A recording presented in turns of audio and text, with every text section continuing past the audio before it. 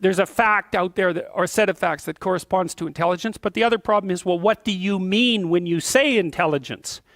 And you kind of have to nail that down if you're going to have a conversation about intelligence that doesn't go entirely astray. And so you've got a definitional problem as well as an empirical problem. And so there have been, and this was especially true in the 1990s, people have been studying intelligence, IQ intelligence, since the 1920s, and it is a very well-established branch of psychology. One of the things I have to tell you about IQ research is that if you don't buy IQ research, you might as well throw away all the rest of psychology. And the reason for that is that the psychologists, first of all, who developed intelligence testing were among the early psychologists who instantiated the statistical techniques that all psychologists use to verify and test all of their hypotheses. So you end up throwing the baby out with the bathwater. And the IQ people have defined intelligence in a more stringent and accurate way than we've been able to define almost any other psychological construct. And so if you toss out the one that's most well defined, then you're kind of stuck with the problem of what are you going to do with all the ones that you have left over that are nowhere near as well defined or as well measured or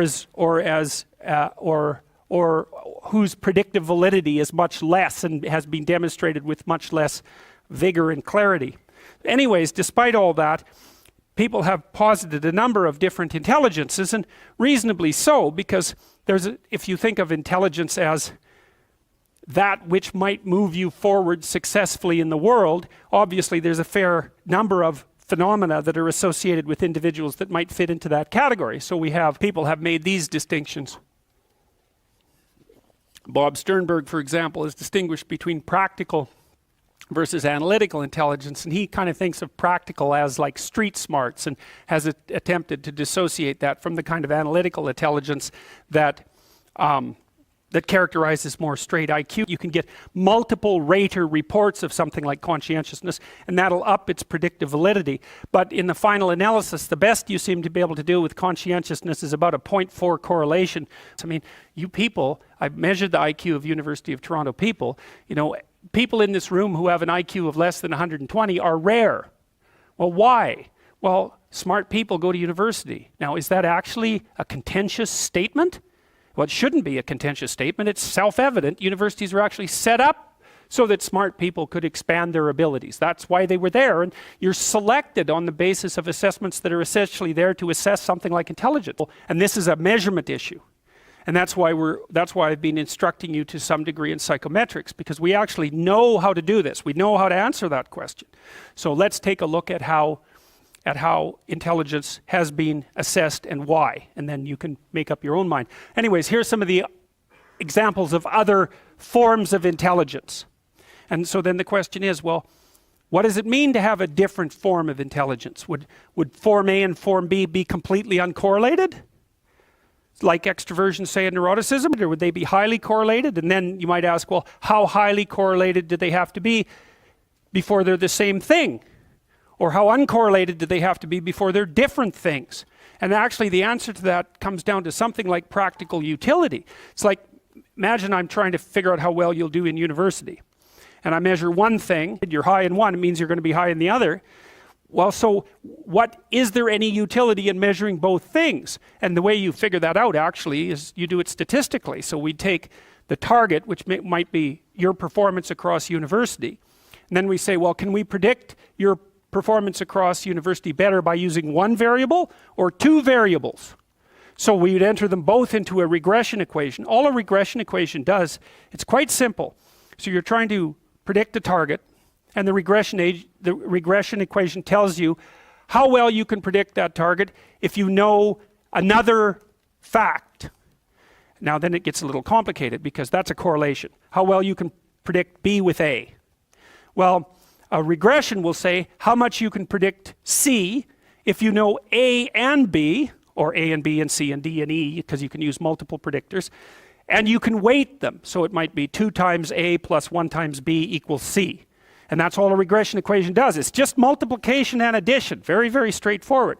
And so two variables are sufficiently different functionally if you can use both of them simultaneously to predict something of interest.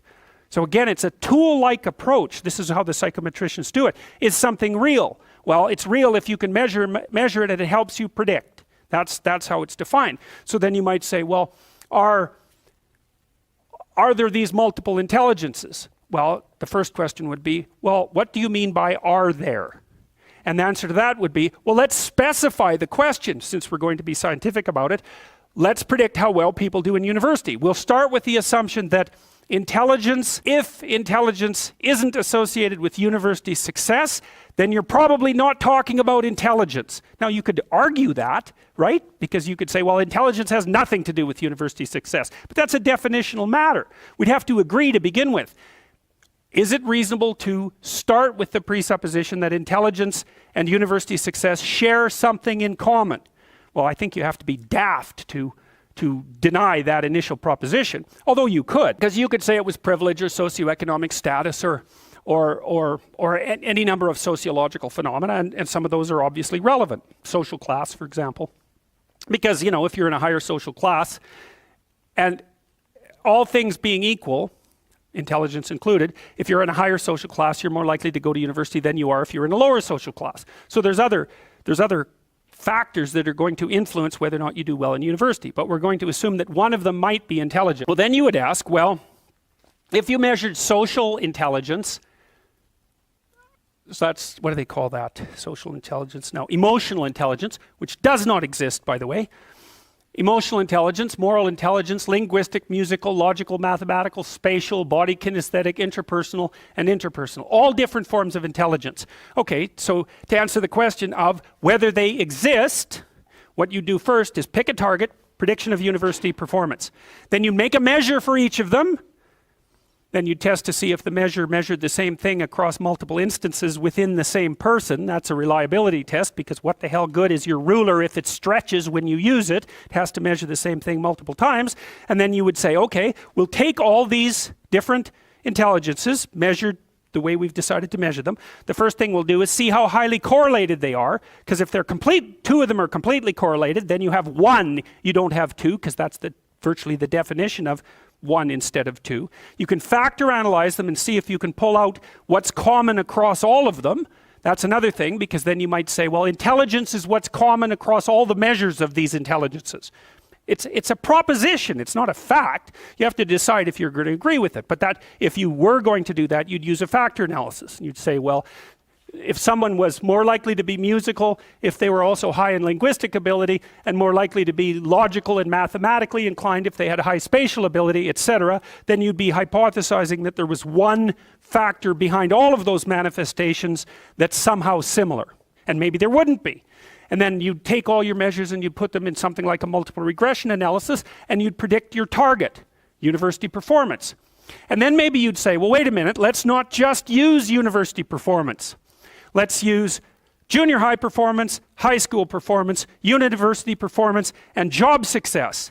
And then let's say that the only things that predict success across all of those categories and that are the same, we're going to define as intelligence. Well, that's basically how you end up with IQ. You could say that IQ is what's common across all possible sets of intelligence tests. Now, people are going to debate that, because you still have to define what constitutes a test. But the way the psychometricians have managed it, and have taken care of this at least to some degree, is to say, well, we're not going to define everything that we measure as intelligence. So extroverted people are more socially fluent. Are we going to call that intelligence? No. We're going to call that personality. We're going to call that extroversion. And we're going to call stress tolerance. You could say, well, if you can tolerate more stress, you're more intelligent. It's like, well, no, that isn't how we've defined it. We're going to define that as being lower in neuroticism. If you're cooperative, you're more intelligent. That's emotional intelligence. Well, what? You're less intelligent if you're competitive? Well, no. So we've parsed that off to agreeableness. So then the question might be, is there anything left of these so-called intelligences once you control for personality and IQ? And the answer is no. Nothing. Nothing left of them. And the people who keep pushing these ideas keep trying to push them because they don't like the idea of real individual differences. And to me, that's just a matter of sticking your damn head in the sand, because it's obvious. Here, you're going to have a child. You want the child to have an IQ of 65 or 145. Decide. Okay, so you're all going to vote.